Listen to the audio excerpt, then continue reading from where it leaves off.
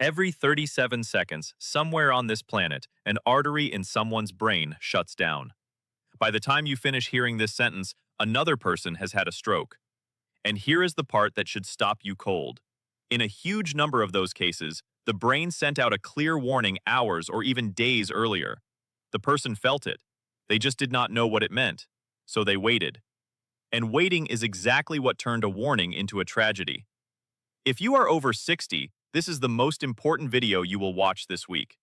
Not because I want to scare you, but because the difference between a frightening morning and a life spent unable to speak or move one side of your body often comes down to whether you recognized a single strange moment for what it really was. I am going to teach you how to read those moments today, in plain language, with no drama and no sugarcoating. If that is the kind of health information you want, do me one small favor. Subscribe and tap like. The goal for Dr. Marcus Wells is to reach the people who actually need this, and you sharing it moves that needle. Now let me tell you something most people get completely wrong about stroke. They think it is like a lightning bolt out of a clear sky. You were fine, then suddenly you collapsed, and you woke up in a hospital bed. That picture is comforting in a strange way, because if stroke is random, then there is nothing you could have done. But that picture is a lie. In the vast majority of cases, a stroke is the predictable final step of a process that has been quietly building inside your blood vessels for years. And here is why that matters so much. If something is predictable, then it is at least partly preventable. That is the entire reason I am sitting here making this video for you. When people say the word stroke, they are actually talking about two very different disasters in the brain. The first is called a hemorrhagic stroke. A blood vessel in the brain bursts, and blood pours into the brain tissue, pressing on it and destroying it. Many of those patients do not survive. The second kind, and the far more common one, is called an ischemic stroke. Here, the vessel does not tear. Instead, it gets blocked. Blood flow to part of the brain simply stops, and the brain cells in that area begin to die within about 4 to 6 minutes. Ischemic strokes make up roughly 85% of all strokes. So that is the one I am going to focus on today, because that is the one with the clearest early warnings. To understand why every single minute counts, you need to understand just how demanding your brain really is. Your brain weighs only about 1.5 kilograms. That is barely 2% of your entire body weight. And yet that small organ consumes around 20% of all the oxygen you breathe, and about 25% of all the sugar circulating in your blood. It is the control center for everything you are, and it never shuts off, not even when you sleep. It needs a constant, uninterrupted fuel line. Cut that fuel for even a few minutes, and brain cells start dying in ways that can never be undone. This is why doctors call a stroke a race against time. It is, quite literally, a race to save brain tissue before it is gone forever. Now, here is the part that almost everyone misses. For a brain artery to suddenly block, the groundwork was usually laid over many years. The walls of the vessel were slowly being damaged. Cholesterol and tiny clots were building up along the inside. The opening that blood flows through was getting narrower and narrower. This is not an explosion that comes from nowhere. It is the last step of a very long, very slow process. And along that road, your body almost always sends out warning signals. The tragedy is that nobody ever sat you down and taught you how to read them. In medicine, we have a name for these early warning shots. We call them a transient ischemic attack, or a TIA for short. The word transient simply means temporary. It comes, and then it goes. Let me paint you a picture so you understand exactly what is happening inside you. Imagine the carotid artery, that large artery in your neck that carries blood from your heart up into your brain. Over the years, a fatty deposit, what we call plaque, has been forming on the inner wall, usually right at the point where the artery branches. The channel for blood slowly narrows. Then one day, that already tight vessel briefly tightens further, or a tiny clot drifts into it. For a few seconds or a few minutes, blood flow to a part of the brain stops. That part of the brain goes dark. You feel a stroke symptom. Then the blockage clears, the blood rushes back in, the symptom fades, and you tell yourself you are fine. But here is what the research actually shows, and I need you to hear this clearly. A transient ischemic attack very often comes right before a major stroke, frequently within the next 72 hours. Those 3 days are your window. That is the time when the disaster can still be prevented. And the cruel irony is that most people never use that window, precisely because the warning was short, it was strange, and then it disappeared. So they talk themselves out of taking it seriously. They tell themselves it was nothing. These warning episodes usually last anywhere from about 30 seconds to 10 minutes. And that is exactly why they slip through the cracks of a busy life. You could be standing at your kitchen counter, stepping out of the bath, or getting up from your favorite chair, and by the time you stop to really think about what just happened, the symptom has already passed. But make no mistake, each one of those episodes is your brain sending you a final, desperate message. It is saying, I am about to be in very serious trouble. Please help me now.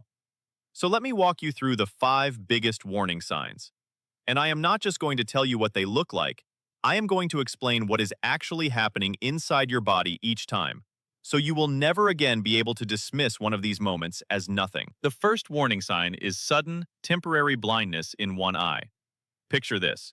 You stand up, you start walking toward the kitchen, and suddenly one eye goes dark or foggy. It is as if someone pulled a gray curtain down over that one eye, or smeared the lens with mud. You blink a few times, maybe you rub your eye, and within a few seconds or a minute at most, your vision comes back perfectly. So you blame it on standing up too fast, or on too much time looking at the television.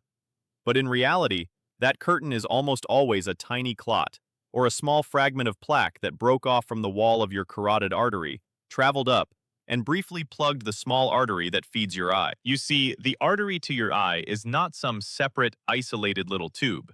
It is a direct branch of the very same carotid artery that feeds your brain. So when that clot wedges into the tiny eye artery, the light-sensing tissue at the back of your eye loses its blood supply for a moment, and that is why you see darkness instead of a clear picture. When the clot drifts away and blood flow returns, your vision comes back and you feel lucky. And you were lucky. Because that exact same clot could have drifted just 2 millimeters in a different direction, straight into a brain artery. And then, instead of a 1-minute blackout in one eye, you would be facing permanent loss of speech, paralysis of an arm and a leg, or death. Doctors have an old name for this one-eyed blackout. We call it a fleeting blindness. And neurologists treat that description like a fire alarm going off in the building. When a patient describes an episode like that, we send them for urgent evaluation, because the risk of a real, devastating stroke in the coming hours is very high. I have seen the pattern in patient records again and again. A person ignores 2 or 3 of these little eye episodes, and the very next event is the big one in the brain. The second warning sign is sudden numbness or tingling on one side of your body. The medical word for it is paresthesia, but the easiest way to picture it is that your skin starts acting drunk. It might be your whole arm, just your hand, half of your face, or even one complete side of your body. It feels like pins and needles, like the part has been stuffed with cotton, or like it is turned into rubber. The key detail, the thing you must remember, is that it comes out of nowhere while you are simply sitting, walking, or talking. It lasts a few minutes, and then it goes away on its own. Now, you have probably slept on your arm at some point and woken up with it completely numb. That is different, and let me explain why. When you sleep on your arm, you squeeze a nerve, and as soon as you move and blood flow returns, the feeling comes back in a minute or two. Your brain was never involved. But with a TIA, the problem is not in the arm at all. The problem is in the part of the brain that receives and maps the sensation coming from that arm.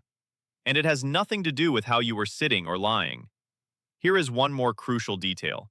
Stroke symptoms are usually one-sided because each half of your brain controls and feels the opposite side of your body. So when both of your hands go numb evenly at the same time, that more often points to a problem in your neck or spine. But a sudden, one-sided numbness that fades after a few minutes is a powerful reason to get yourself checked. The third warning sign is a sudden loss of coordination.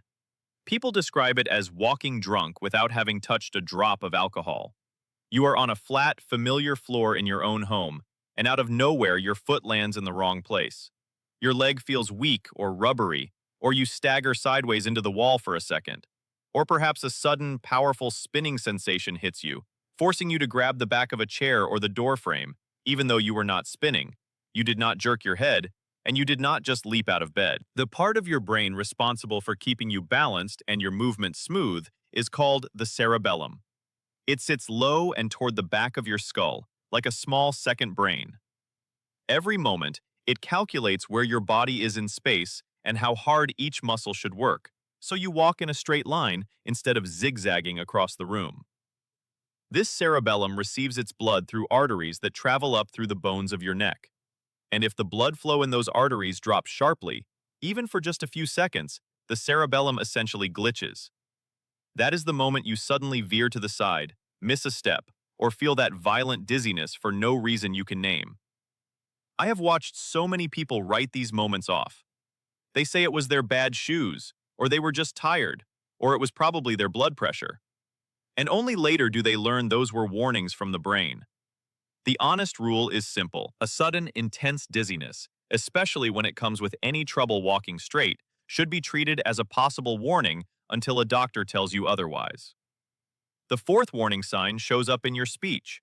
But before I go further, I want to be very clear about something, because I do not want to frighten you over nothing.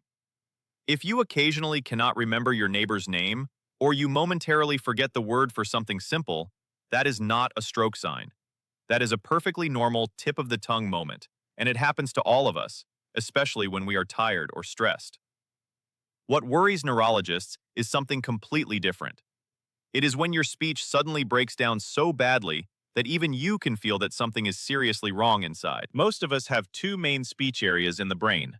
One of them helps you form your words and send clear instructions to the muscles of your tongue, lips, and jaw.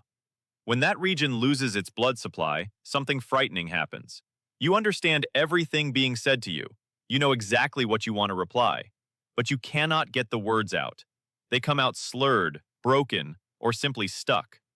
The other speech area helps you understand what others are saying and arrange your own sentences so they make sense.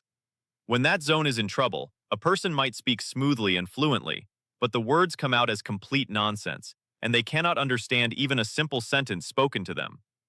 If either of these problems appears suddenly and then fades after a few minutes, that is a classic warning. You cannot dismiss broken speech just because it corrected itself. That is exactly like your home alarm blaring, stopping on its own, and you deciding it was probably nothing worth checking. The fifth warning sign is the one that surprises almost everyone, because it does not seem connected to the brain at all. It is a combination of certain changes in your skin together with new, unusually strong headaches. The skin change I am talking about is called vitiligo. These are patches of pale or completely white skin, where the cells that produce your natural color have stopped working. Vitiligo happens because the immune system, which is supposed to protect you, starts attacking your own pigment cells as if they were invaders. And here is the connection that matters. When your immune system goes off target like that, it often does not stop at just one place.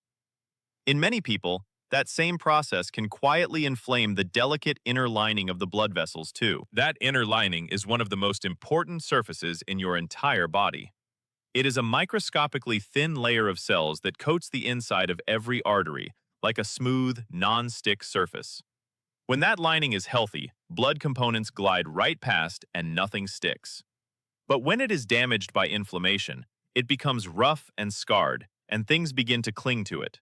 Cholesterol, platelets, inflammatory proteins, all forming the seeds of future plaques and clots. Now, vitiligo by itself does not doom you to a stroke, so please do not panic if you have it. But if, on top of it, you start getting frequent, unusually intense headaches that do not match your usual pattern, that combination deserves a proper checkup rather than a wait-and-see approach. And let me be fair about headaches because they are tricky. A very common cause of frequent head pain is simple wear and tear in the small joints of the neck, basically arthritis in the spine, which sends pain up into the head and has nothing to do with your brain arteries. So the message is not to panic over every headache. The message is that headaches should be decoded with a doctor, not just numbed with pills year after year, especially when they change their character or pair up with the other signs we have covered. Now I want to talk about what truly wrecks your blood vessels from the inside, because this is where one of the most dangerous myths lives. The myth is this: my cholesterol is normal, so I am safe from stroke. I wish that were true. But stroke risk is not just about what is floating in your blood. It is very much about the condition of that delicate lining on the inside of your vessels. Remember that non-stick pan? As long as the coating is intact, nothing sticks. But once you scratch and damage it, everything begins to cling and burn. The first great enemy of that lining is chronically high blood sugar. Sugar is your cell's fuel, but to get from the blood into the cells, it needs a hormone called insulin to open the door. When your body does not make enough insulin, or your cells stop responding to it properly, you can have plenty of sugar swimming in your blood, while the vessel lining cells themselves are quietly starving. Starving cells get damaged, they lose their shape, and they can even peel away, leaving rough, scar-like patches behind. And those rough patches are the perfect landing spots for bad cholesterol and platelets to gather and build into plaques. The frightening part is that this process begins years before anyone ever tells you that you have diabetes. Even mild, borderline high sugar is enough to quietly injure these vessels for a very long time. The second great enemy is smoking. With every single cigarette, toxic chemicals strike the inner surface of your vessels and cause direct damage and inflammation. At the same time, the nicotine and carbon monoxide make your blood thicker and stickier, so clots form much more easily. When you combine a damaged, inflamed vessel wall with thick, sticky blood, you have created the perfect storm for a clot to plug a brain artery. This is why smokers carry roughly 2 to 4 times the stroke risk of non-smokers, even when their cholesterol and blood pressure numbers look exactly the same. And then there is blood pressure, where the confusion runs in the opposite direction. Many people have heard that strokes come from high blood pressure, so they live in fear of a high reading and feel completely relieved whenever the number comes back low. And yes, chronically high blood pressure is absolutely one of the strongest risk factors there is, because over the years, it physically stresses and weakens your vessel walls. But here is the twist that catches so many people off guard. An ischemic stroke often happens not at the peak of high pressure, but at a relative low point. Picture a brain artery that is already more than half blocked by plaque, like a water pipe someone has pinched in the middle. As long as the pressure in the system stays high enough, some blood still forces its way through that tight spot. But if the overall pressure falls, the flow through that narrow point can drop to almost nothing. And when does your pressure naturally fall the most? At night, while you sleep, your blood pressure naturally drops by around 15 to 20%. This is completely normal and healthy. But if you already have a plaque narrowing one of your arteries, that nighttime dip can be just enough to turn a partial blockage into a complete one. This is exactly why some people go to bed feeling perfectly fine and wake up with stroke symptoms, or are found that way in the morning by a worried family member. Now let me say something about age, because at your stage of life, this matters enormously, and it is not as simple as the old saying that stroke is just for old people. Yes, stroke risk does rise significantly after about 50, and it roughly doubles with every decade after that. In older adults like many of you watching, the main drivers tend to be plaque buildup, long-standing high blood pressure, and irregular heart rhythms. This is not meant to frighten you. It is meant to do the opposite. Because every single one of those drivers is something you and your doctor can measure, watch, and manage. The fact that you are over 60 does not mean a stroke is your destiny. It means you have more reason than anyone to pay attention to the warnings, because your vessels have simply had more years to accumulate the wear that makes these warnings appear. So let me ask you something directly. How old are you right now? And have you ever experienced even one of the 5 signs we just discussed? I want you to hold that question in your mind, because it shapes everything about what you and your doctor should be watching for in your specific situation. Now we come to the most practical part of all. What do you actually do if you have already had even one of those 5 warning episodes, even if it felt small and vanished in under 10 minutes? You have roughly 72 hours where a great deal can still be done to prevent a full stroke. The goal is not to panic, but it is also not to waste that precious window. The first thing stroke specialists stress is how important it is not to be completely alone after a suspected warning attack. If you live by yourself, this is worth planning ahead of time with your family and your doctor. Because if a more serious episode happens and you suddenly cannot speak or move, you need another person nearby who can see it, call for emergency help, and reach you quickly. Many people find it helps to simply tell a close family member or friend what happened, and make sure someone can check on them over the next couple of days.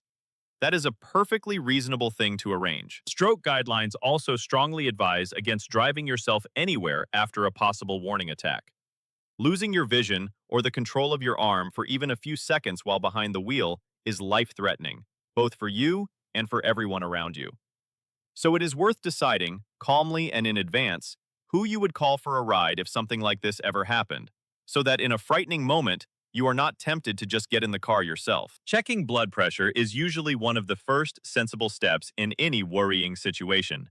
If you or someone with you can measure it, and the top number is around 180 or higher, while the bottom number is around 110 or higher, that fits the picture of a true blood pressure crisis, not just an elevated reading. A crisis like that is itself a strong warning of stroke, and calling for emergency help right away is what the guidelines recommend. I would encourage you to ask your own doctor about this exact threshold, so you know in advance when a number means it is time to treat it as an emergency. Now, here is one rule from stroke medicine that is absolutely strict, and I need you to remember it.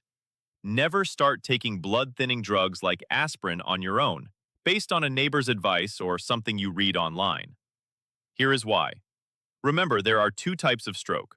One is caused by a blockage, and one is caused by bleeding. Thinning the blood can help in some blockage situations, but in a bleeding stroke, it can make the bleeding faster and far larger, which can take a life much more quickly. And here is the critical point. The only way to reliably tell the difference between the two is with a brain scan in a hospital. No doctor on earth can look at you and be certain which type is happening without that scan. So instead of trying to treat yourself, the right move is always to get to medical care and let the team decide. While you are waiting for help or on your way to care, your body position matters more than you might think. Lying down is generally better than sitting bolt upright because it helps blood reach the brain. Many doctors suggest a comfortable flat position with the legs raised slightly to support circulation and ease the work of the heart. Keep the head neutral, not bent sharply forward and not thrown far back, so that the vessels in the neck are not kinked. It is also wise to avoid smoking, alcohol, or very hot babs in that moment. And of course, double-check all of this with your own doctor ahead of time. One more small step that can save precious minutes for the emergency team is keeping a written list of all the medications you take regularly, somewhere easy to find. This is something so simple, yet it can make all the difference when seconds count. And here is something many people get completely wrong. If 72 hours pass and no new episode happens, that does not mean you are in the clear. It simply means you were handed a second chance, and you still need to use it. There are 3 evaluations that are very reasonable to ask your doctor about at your next visit, if you have had any of these warning signs. Each one examines a different piece of the stroke puzzle. The first is a special ultrasound of the neck arteries. Unlike a basic scan that only shows the shape of the artery, this one shows both the structure and how the blood is actually flowing through it, including whether the flow speeds up and becomes turbulent at a narrowed spot. If the artery turns out to be severely narrowed by plaque, the question stops being whether a stroke could happen and becomes more about when it might happen if nothing changes. And the good news is that in those cases, there is a routine surgery that can open the artery and remove the plaque, and it saves tens of thousands of people from stroke every year. The second test is a simple blood test that reflects your average blood sugar over the past 3 months, rather than just a single morning snapshot. This is wonderful because you cannot hide a bad result by simply eating well the day before the test. It is especially good at catching that gray zone where your sugar has been high enough, for long enough, to quietly damage your vessels, but nobody has yet given it the name diabetes. If you have never had this test, or it has been years, bringing it up with your doctor is an easy and worthwhile thing to do. The third investigation is a 24-hour heart rhythm recording. Instead of the brief reading you get during a clinic visit, you wear a small device for a full day while you go about your normal life.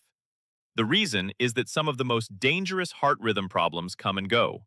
They might appear once or twice a day for just a few seconds, and a quick reading in the clinic would miss them entirely. The biggest rhythm culprit for stroke is a condition where the upper chambers of the heart stop beating in a steady, organized way and instead quiver chaotically. When that happens, the blood does not flow smoothly, It swirls and pools, and in that pooling blood, clots form very easily. Those clots can then shoot up to the brain and cause a severe stroke. And here is the troubling part. Many people with this condition feel almost nothing. At most, they notice an occasional skipped beat or a brief flutter, and they blame it on stress or coffee. The 24-hour recording is exactly what catches these hidden episodes. And when this condition is found, there are well-studied medications that, when prescribed and monitored properly, can cut the stroke risk dramatically. That is not an inevitable fate. That is a risk you and your doctor can actively fight together. So let us step back for a moment and bring this all together. A stroke is not a lightning bolt from a clear sky. It is a predictable event that usually arrives after years of silent damage to your vessels, and it very often announces itself in advance. You now know the big warnings: a brief blindness in one eye, a sudden one-sided numbness or tingling, an abrupt loss of coordination, that drunk walk without alcohol, a sudden serious breakdown in your speech, and those white skin patches combined with new, unusual headaches. Any one of these appearing for the first time, even if it disappears within a minute, is a reason to talk to a doctor urgently and to ask about those 3 evaluations we just covered. And on the prevention side, there are things that research clearly ties to a lower stroke risk. Keeping your blood sugar in a healthy range and catching that borderline zone early protects the inner lining of your vessels. Managing your blood pressure with your doctor's guidance, avoiding both extremes rather than just pushing it down at all costs, reduces the strain on your vessels.